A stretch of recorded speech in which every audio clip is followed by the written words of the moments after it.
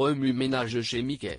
Le 29 juillet dernier, Scarlett Johansson révélait, via le site américain The Hollywood Reporter, avoir porté plainte contre Disney.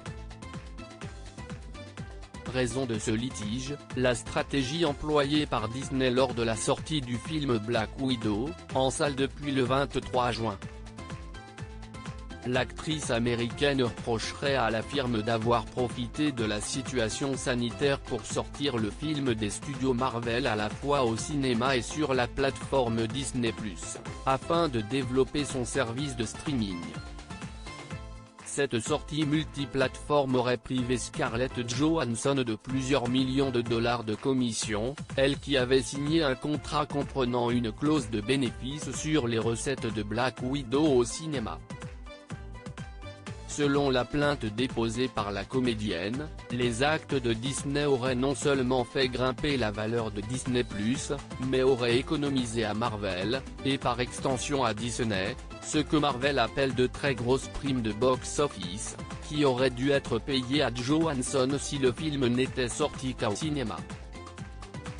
De leur côté, les studios Disney se sont défendus des accusations proférées par l'interprète de la Veuve Noire.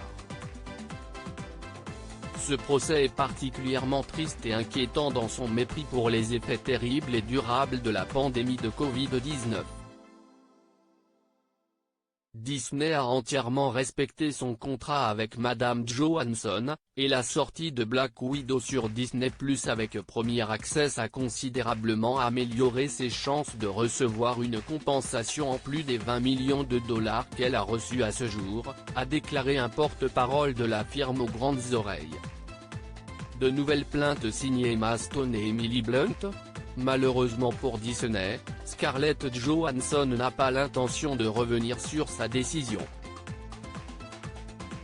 Pire, elle pourrait bientôt servir d'exemple à d'autres comédiennes, dont les films ont fait l'objet de la même stratégie de sortie que Black Widow.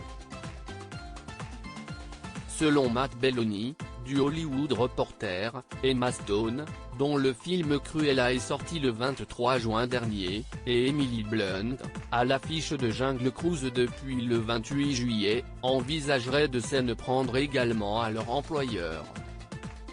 La star de La La Land serait en tout cas en train de peser ses options, a révélé Matt Belloni dans sa newsletter baptisée What I Am Hearing. Pour l'heure, les deux comédiennes n'ont néanmoins pris aucune décision.